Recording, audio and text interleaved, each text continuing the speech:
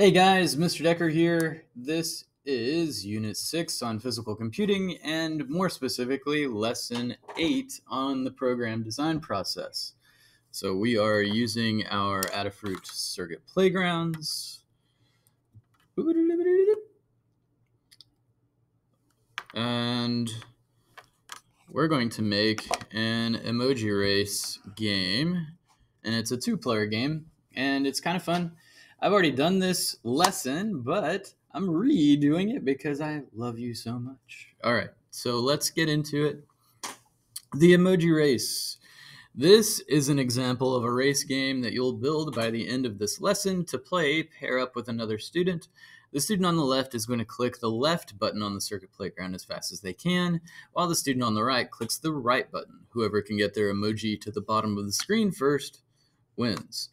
So just a reminder, right? When you're using the Adafruit circuit playground, you orient it like this. So where the micro USB or mini USB goes in to the microcontroller, you will be orienting it this way, and you'll know it's correct because the text on the back will not be upside down. So if you're holding it this way, you can do a quick check, see that the text is upside down. Oh, right, I need to hold it this way. So that's going to make sure your left player and your right player are correctly oriented in the game. Coffee, sustenance. Okay. So whoever can get their emoji to the bottom of the screen wins first. Turn to a classmate. Hi, classmate. Okay. I'm the only person in my lab today. It's a teacher work day, so today's a filming day. So hopefully I get this made and another one. Happy Friday to you. Okay. If it's Friday where you are, you might be watching this on a Monday, which is, in that case, I'm sorry. That's life for you. All right. Turning to a classmate and making a list of the following information. What components of the board does this program use? Let's run it. Let's make it a little bigger. All right, so play. I've got my red left emoji, and I've got my blue right emoji. If I click these buttons, left and button L, button R, right, then I'm getting them to go down the screen incrementally. The first one to make it down, who's it going to be? Red wins, right? But, oh yeah, and it gives you that satisfying sound. So it's not a perfect program as it stands, and mine that I made for this project is not exactly perfect either. Because if you get red down there, it tells you red wins, but then blue still can be moved back there. And so I'm clicking the button right now, and now blue wins. So you can kind of make an argument at the end of the game, I guess. Not the best, but anyway, the components of the board that this program uses is button L and button R. What events is this program responding to? Onboard events, right? So every time you click that button, you had to have in your program an onboard event to make it work the way you've intended. The functions you might create to make this program work, well, I might have a function to associated with this play button, right, to start the game. I might even have a function that's all about just moving the players down the field of play, moving those emojis down the screen as I hit the buttons, button L and button R. And I might have a function that checks whether blue has won or red has won, and the corresponding code within. So let's run again. Wait, I need to get to finish. There's the finish button. It was hiding from me. Okay, finish, continue. Looks like we've got a map level coming up. And just like terminology, right? So I don't know what your teacher does, but in my class, or if you're another teacher watching this video, more power to you, teachers. these diamond levels are map levels where it's either giving you some new information you need to read, it's showing you a video you need to watch, or it's providing you with materials that you need to complete the project. In this case, it just says stop. Collaborate and listen. Before you move on, you need a new edition, right? You need your project guide. So let's jump over. I've got all these tabs open. There it is. So looking at the project guide, right? We have an overview. We're building a larger piece of software like a game, and that can get complex really fast, especially if you're working on it by yourself or just you and a partner, where typically, you know, those AAA video games that we love to play, or even games that we play on our cell phones, like on my Pixel 5, I enjoy playing, what is it even called lately? It's a Harry Potter game, you know, made by Zynga, right? Zynga, and Zynga makes quite a few games. They're a pretty good publisher for smartphone games. And sometimes smartphone games can feel a little bit like a trap because they suck you in, and you can only procedurally make so much progress each day because they kind of put caps on things, and then they try to get you to buy like coins or tokens or whatever it is that lets you keep going, or upgrades to abilities and things like that help you keep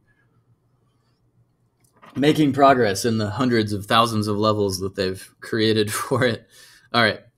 Program goal and design. Start by thinking about what your game actually does. How will the user interact with it? How does it communicate information to the player? What will make it fun? What makes it interesting? What makes it relevant? What makes it something that anyone even wants to introduce into their life in the first place? Is it helpful? Is it fun, right? Describe your program in a couple of sentences, describing the program you are going to build and how it will work. So in this unit, in fact, in the very next lesson, you're asked to write out and fill out your own project guide. So I like that this lesson gives you a completed one so that you can kind of use this as a go-to or a go-by as a guide for you to complete the project guide on the next lesson. So 2 players are competing in a clicker race. Let's fix code.org's grammar here. And each player needs to click one of the circuit playground buttons as fast as possible to move their emoji to the bottom of the screen. Whoever gets to the bottom first, the buzzer plays a high note of if the red player wins and a low note if the blue player wins. Draw your screens. So we've got 3 screens we're working with. We've got the start screen, the game screen, and the win screen. On the start screen, we have instructions. We've got the title and the play button. On the game screen, we just have the red and blue emojis. And then on the win screen, we have a winner label, a wins text label, and a play again or replay button. That's going to be important for us to reference very soon. And then circuit playground, which components of the circuit playground does this program use? Make sure that you are using at least one input, for example, buttons and sensors, and one output, for example, LED or buzzer. So down here, board components that we're using for this program, right? Listing them out and explaining what it's being used for. So button L, player 1 clicks button L to move the red player down. Button R, player 2 clicks the button R to move the blue player down. And then the buzzer plays when the game is over, remembering that on the buzzer, it gives a different frequency on the buzzer depending on who won. And then events and functions down here, use the description of your program. Using the description of your program above, figure out what events you'll need to respond to and which functions. We have events, right? In the table below, list information about all of the events that your program is going to use and what will happen when they are triggered. So looking at these events, when button L is pressed, it's going to move the emoji down the screen by 10 pixels. and checking to see if they've reached the bottom. Button R, when you press that, it moves the blue emoji down the screen by 10 pixels. So we're moving that on Y, right? Increasing Y's value makes the emoji go down. Play, click, reset players to the top of the screen and change the game screen. Replay, click, reset players to the top of the screen and change to the game screen. So we've got onboard events, and then we've got these on the app events, or just on events. And then down here, we've got 3 functions. So we've got the start game function, the move player function, and the check win function. And we'll be making all 3 of those, defining them and calling them in our programs today. The start game function is going to reset the players to the top of the screen, and it changes to the game screen. The move player function moves the specified player 10 pixels down the screen. The check win messes with the player parameter as well, and it checks to see if the specified player has reached the bottom. If so, set the text of winner to the player, switch to the windscreen, and buzz. So check win does quite a bit. So there's going to be a little bit more code in the check win function. Additional notes down here. We're going to use this area to take any extra notes that we might need to complete the program, right? And we might come back to that later. But anyway, project guides are helpful, particularly with larger programs or projects. So, that are going to take you more than a day to do. Sometimes you can organically just come up with your ideas without needing a project guide, just popping off the top of the head, just boop, boop, boop, ideas, right? But in some cases, you do need a project guide. And actually, in a lot of cases, you need a project guide, especially if you're working on a team of programmers, because not everyone lives inside your head. Only you do. And that's probably a good thing. Getting started with screen design. So as of right now, my game is finished. So I am going to version history mine and just start completely over. Sad face. My emojis just got really sad. Okay, so let's barrel through this. So getting started screen design. You should have already reviewed the planning guide for this project. Some of the work to turn this project guide into a working program has already been started. Based on the project guide, you're going to do the rest of this work. We've already created a start screen and included the title and play button. Using your planning guide, finish creating this screen. Specifically, you'll want to update the title text to say emoji race. So let's do that. And then we'll do the next part. So update the title text to say emoji race. So I'm going to click title over here. That gives me the property options here. I'll just leave that as title. I don't want it to say title on my screen though. I want it to say emoji race. That's all I've got to do. It's already got the pixel width, height, and font size already set. Text alignment's already set the way it needs to be. All I had to do, thankfully, was update the title text. So next, I need to add instructions for playing using the ID instructions. So we're going to throw in a text area. And sometimes it can be a challenge to get things lined up exactly the way you want them to be. And in this text area, we're wanting to type out, in this text area, we're wanting to type out what it says right here. Unfortunately, we can't copy and paste from that, so we're going to have to kind of memorize it. But if you're following along with this video, I might make it a little bit easier on you because I'm going to read it out. If you type fast, good on you. Okay, so we're going to click your button as fast as you can to get your emoji to the bottom first. The left player controls the red emoji, right controls the blue. So right now that text is a little bit small. For my eyes, you see my big glasses. They help me see the world that I live in. Font size, there we go. Oh, that's probably too much. Let's make this a little bit bigger. Okay, I'm happy with that. All right, so the next thing is feel free to add any other design tweaks you'd like. Well, for now, I'm happy with that. So let's go to the play button. I want to change the color of the play button. When you combine red and blue, what do you get? You get purple, right? We've got a red emoji and a blue emoji, so I'm going to make my play button purple. Not the border color. Where do I make? There we go. Background color. Not green. We want purple. So let's go over here. That'll work. Simple as that. And then run, finish, continue on to bubble 4. All right. What does bubble 4 have in store? We'll find out eventually. The suspense is killing me. Okay, there we go. We've also added a game screen where the game will be played. It just needs a couple of tweaks. Do this. Switch to the game screen. So still in design mode. We're going to switch to the game screen. Here we've got, is already called red and this one's already called blue. Okay, cool. And using your planning guide, fix the screen by changing the color of the 2 emoji images. Feel free to add any other design tweaks that you'd like. So let's look at this. All right, red is on the left, blue is on the right. Pretty simple.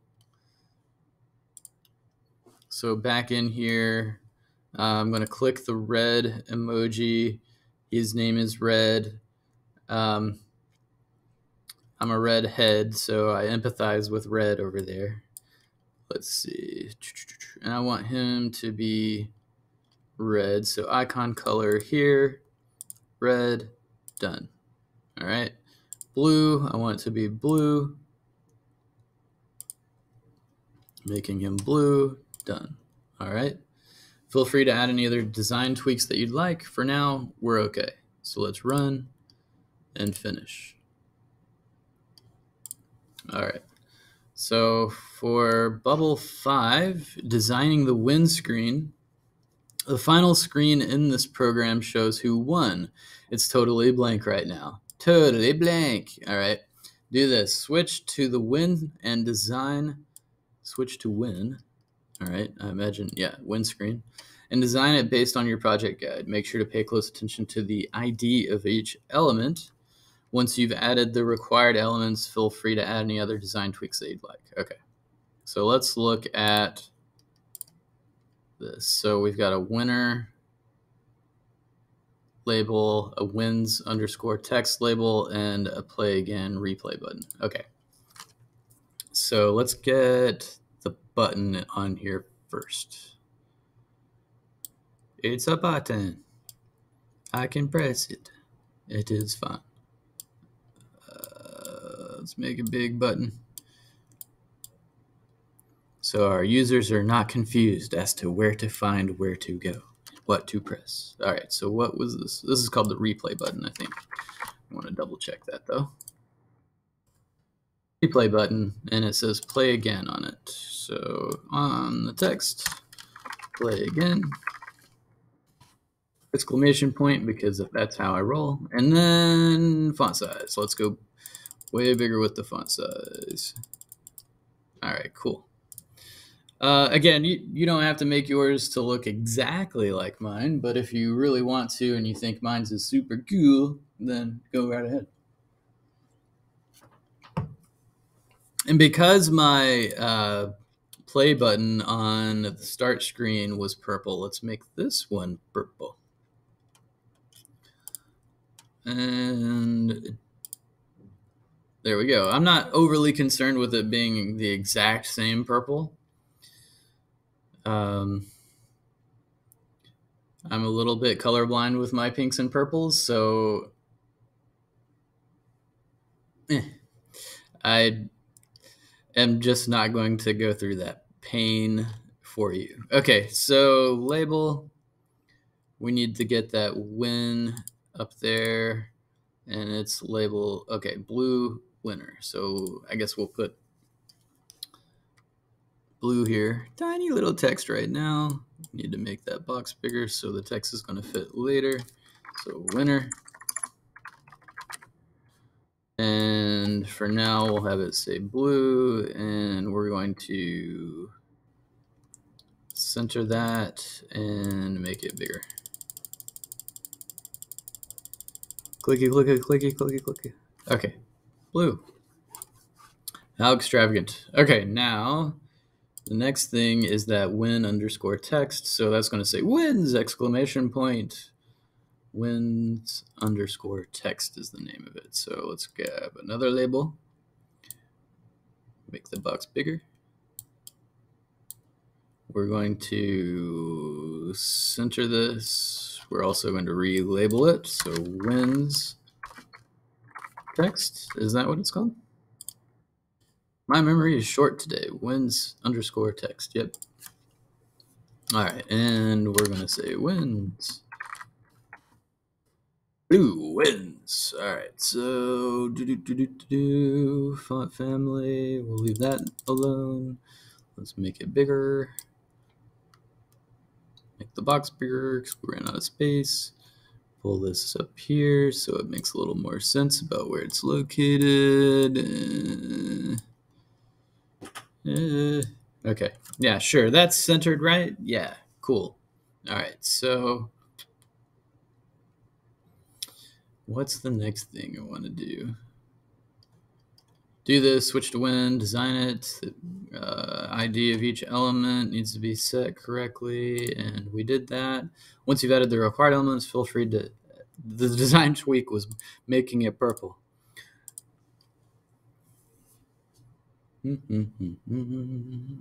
Okay, the start game function, we're on bubble 6.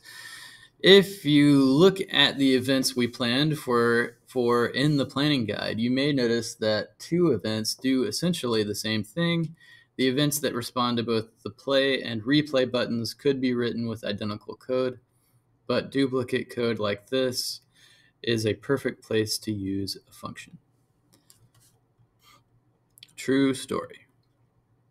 All right, we've already added blocks that call a new function named start game to the appropriate event handlers. Okay, and we've created an empty function for you to build out. Okay, so where is this? Here's start game. Okay, here's move player, and here's check win. So we've already got those made, and we've already got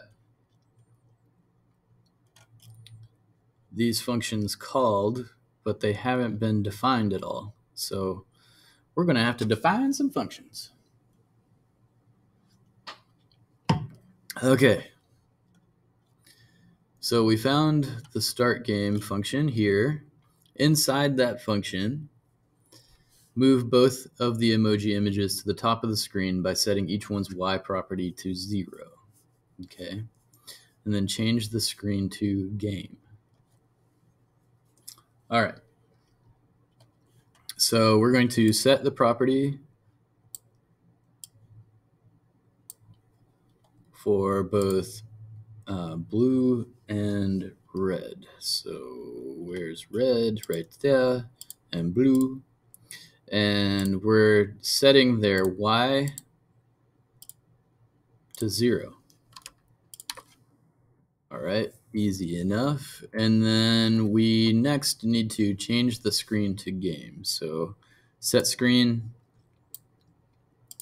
game screen. Donezo. All right, the start game function, let's run it and test that. So when the start game is called up here in the play click on event. So when I click the play button, yay, I go to the game screen. But nothing happens on here yet. Oh no, I've got an error because I haven't coded anything else yet. So we've done bubble 6. Let's finish and continue on to bubble 7. All right, on bubble 7, functions with parameters. Most of the existing functions you use in AppLab needs inputs or parameters to pass the function necessary information. Okay. For example, when changing a screen, you pass the ID of that screen as a parameter, which looks like setScreenWhen. These parameters show up as a variable that can be used inside the function, and you can create functions that use parameters too. Do this. Instead of a separate function to move the red and blue players, we've created one function called movePlayer. So let's find that. It's on line 29 in the code. So we'll work there, I guess. All right. Inside this function, you can use player any place where you need to specify the ID of the player you want to control. So we've got move player there, and check when player. Okay, cool. I like that. Okay, so now we need to find where, oh, looks like it shows us how to build the code on this bubble. That's helpful. All right, find where move player is defined. Down here, right? Show me where. Yep, that's where I thought it was. Inside the move player, whoop, I scrolled down too far. Inside the move player definition, get the current Y property of the player.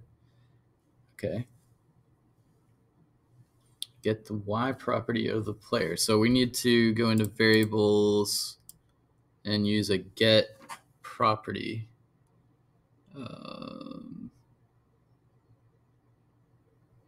Oh, it's already here.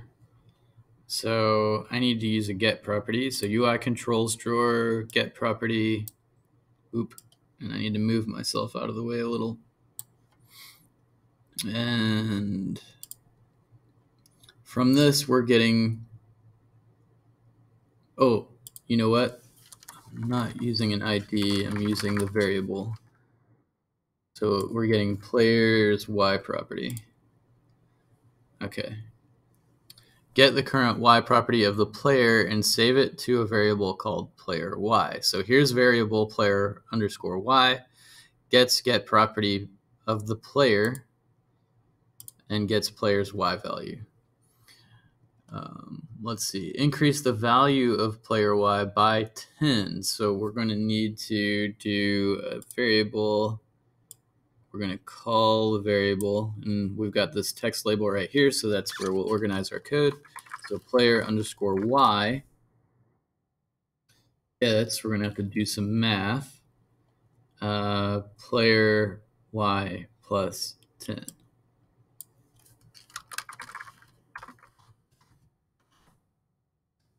All right. So the way this is working at the moment,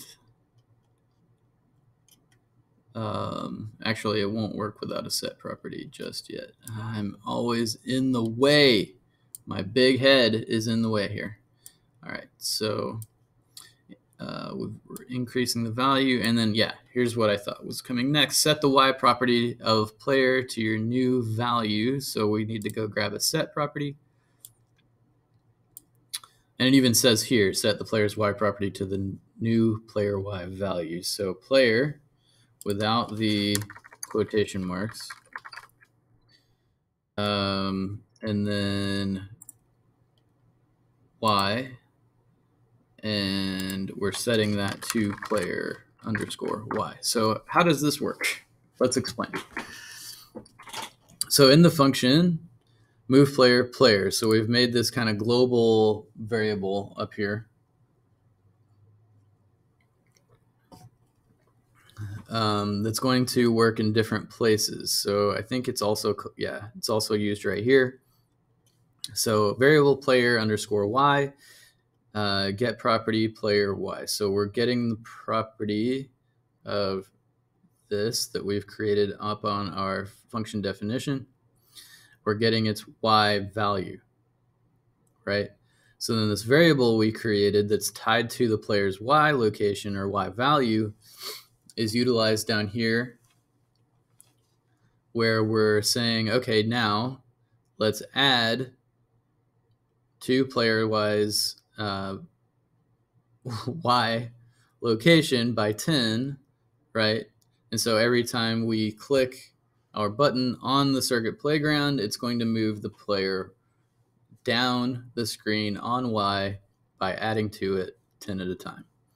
And then we're setting the property, right, of player, player, player, player, setting player's Y value or Y property to player Y. So tying it back to this. It feels a little convoluted, but it's really not that complicated. Okay, so we've done that much. Once you've added your code, test it. You should see that both buttons work, even though we only created one function. Cool. Okay, so run, play. So now, yeah, I'm hitting those buttons. It's a race. All right, finish, continue. We're on bubble 8, moving right along here. If bubble 8 ever decides to arrive. Meanwhile, in the lab, we're flying around. Okay, the last function that you need to figure out is the check when function, which after each player is moved and is used to both,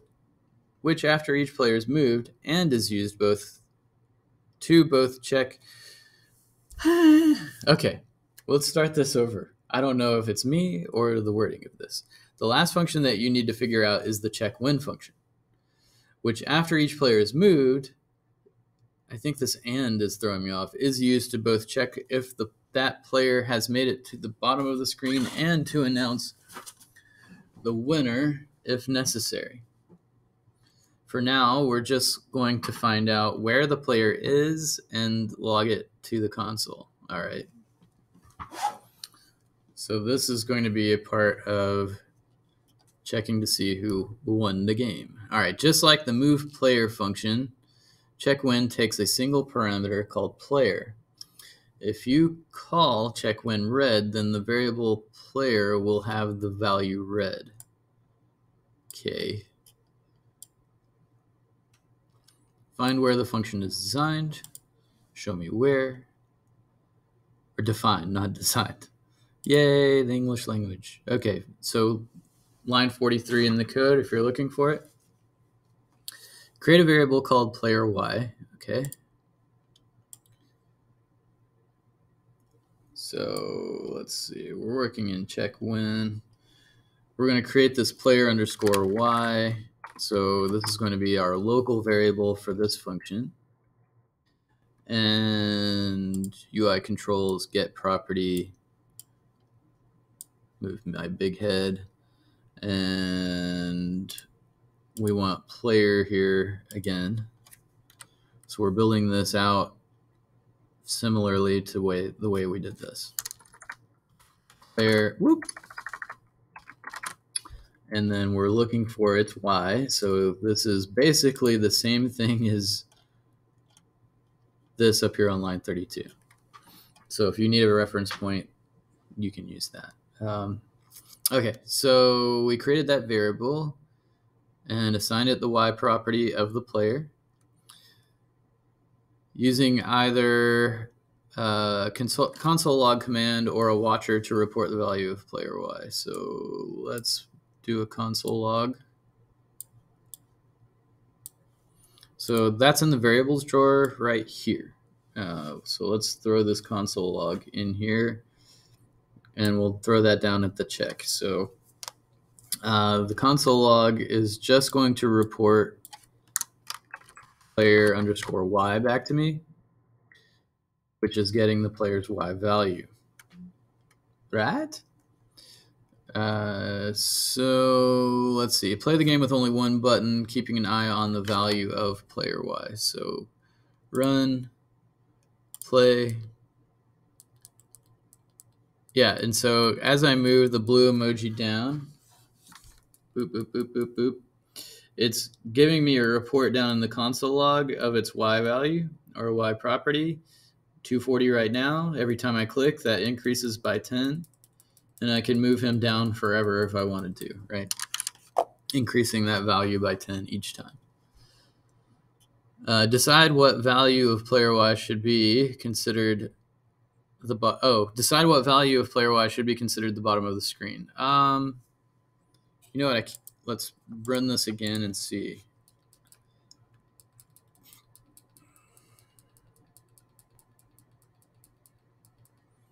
$290, $300, bottom of the screen.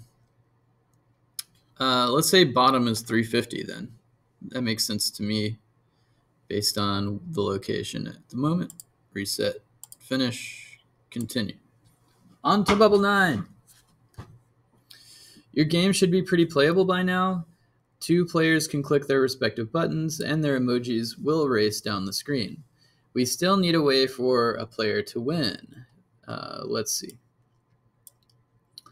So using a conditional inside the check win function. So where's that check win function again? Way down here. So we need to put a if statement down here. Sounds like.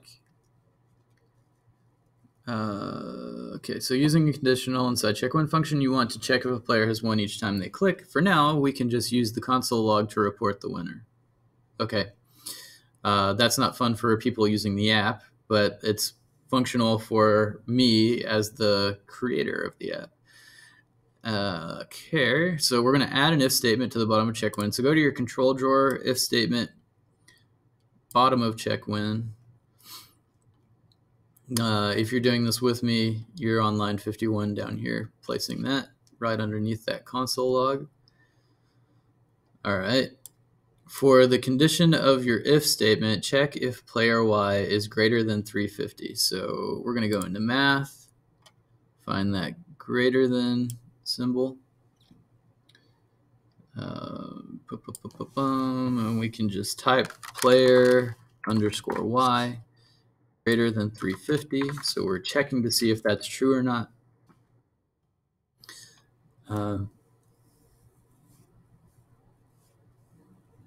Okay, in your conditional, add a console log that reports which player won. So we'll move this down into the if statement so that the console log is reporting. All right.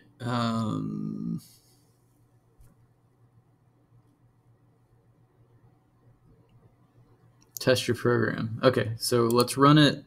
We'll play it. Let's move one down the screen. Clicky, clicky, clicky. And it's not reporting anything in the console log until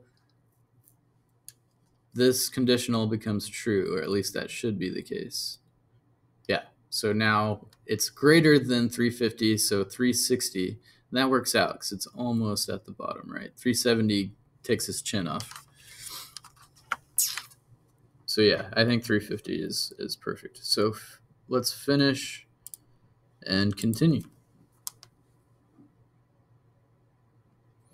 All right, change to the windscreen. Now that we have conditionals to check which player won, let's switch to the windscreen when a player wins. Do this. Inside the conditional that you've created to check if a player has reached the bottom, so that's that check win function, add a set screen block to change to the windscreen. Okay.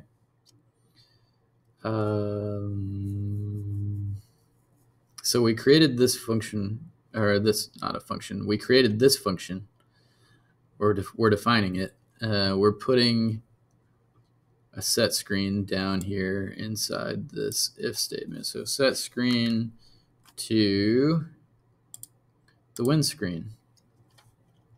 Make sure you test that your new code works before moving on. So let's run it, play. Very quickly get him down there. Ah! Okay, yep, blue wins.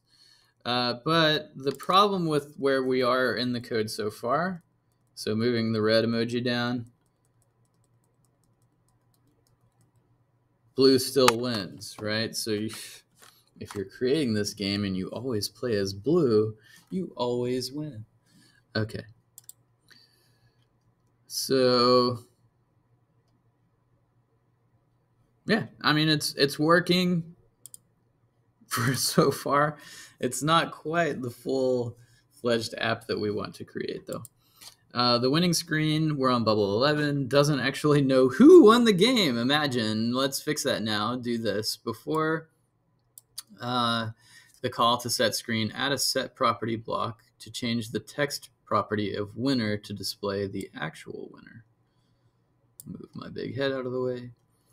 So before the call to set screen, add a set property block to change the text property of winner to display the actual winner. So set property of the winner text. So let me switch over to my win page. So yeah, winner.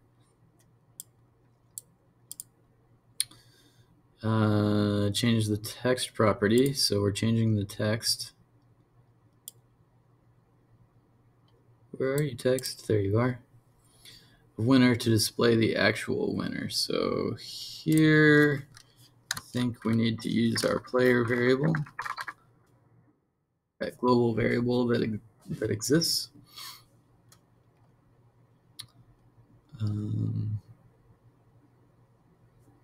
Okay, so let's run it, play.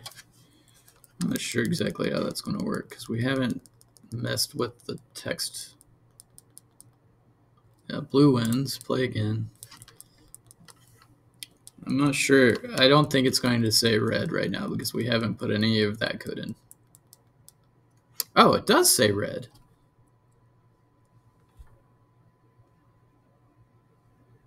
I'm going to have to examine that. How does that work? Let's get you out of the way. So player, let's dig through this. That's interesting. Player, check win. So there's got to be like a set property. There's red and blue. Ah, see, okay. I see how it works now. So we've got the red, blue, blue.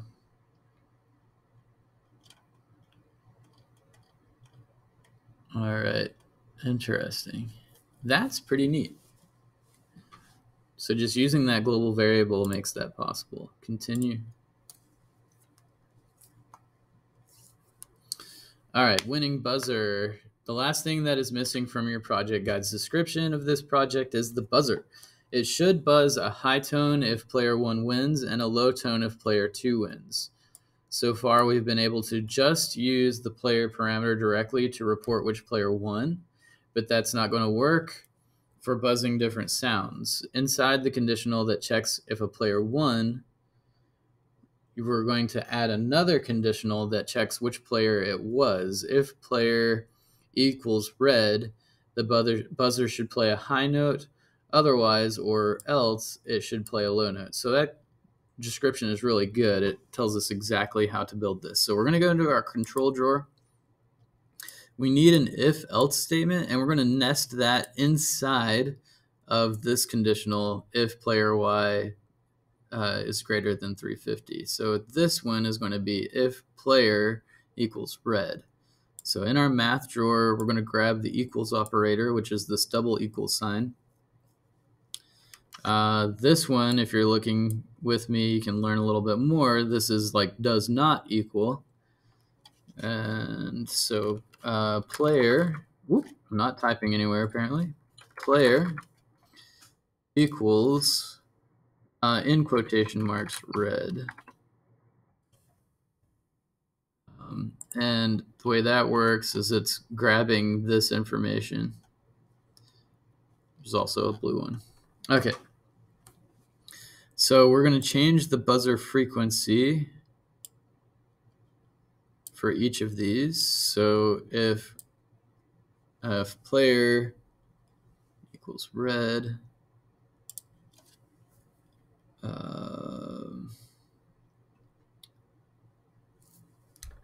Right, and it's basically saying if player equals red, and it becomes player when you get more than 350 with either the red emoji or the blue emoji.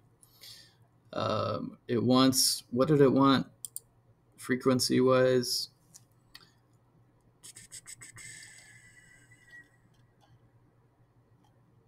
Okay, yeah, it should buzz a high tone if player 1 wins. And player 1, I think, is the red one. So we're going to increase the frequency. Let's just make it 800. And that means that the blue one is going to have a low frequency. We'll make that 200. Let's increase the duration as well. A little more satisfying to win. Okay.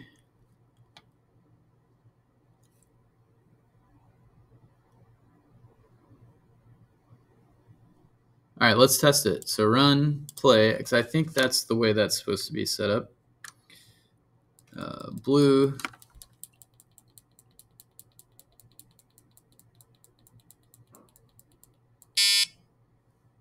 All right, blue wins. We'll play again. Red, and we should have a higher note this time. Yeah, cool. Okay. So reset, that does that. Finish, continue. Next thing we need to do, make it our own. Okay, so you just walked through someone else's plan for creating a program. So now it's time to make it your own. What additional features or challenges do you want to create? Do this. Select one of the challenges below to add to the game or come up with a challenge of your own. We can change the look and layout of the screens. We can use the buzzer or the LED to show when one of the buttons has been clicked. We can set the icon color property of winner image to the winning color. We can make the emojis start out sad and change to meh halfway and end up happy. That's kind of fun. Use a variable in conditionals to make sure that players can only move their emojis when the game screen is showing. And that would actually fix the problem that we discovered in the sample app, where once you win, right, the other person can continue to click their button, and then it will say they won. So,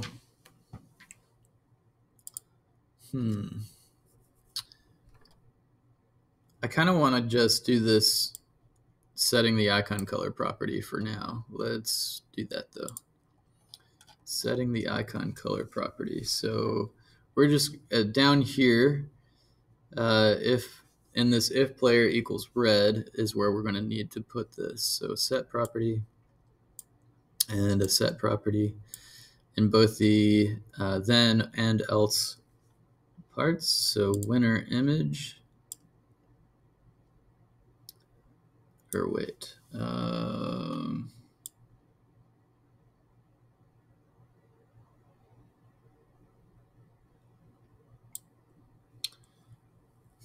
Hang on a tick.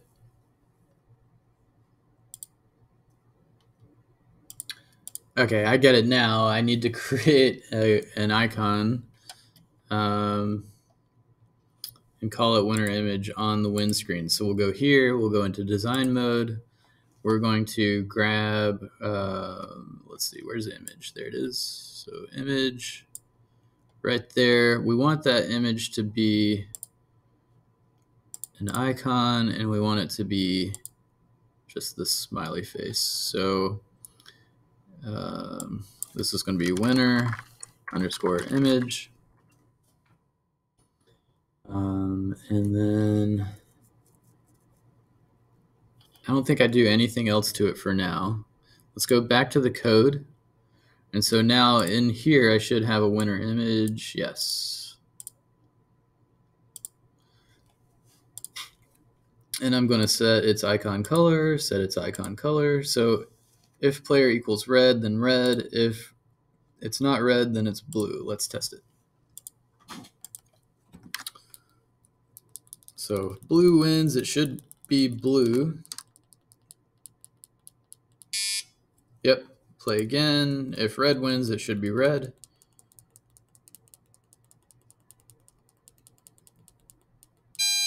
Very good. All right. So we did one of these extra things. Let's see. Do we want to do any of the others?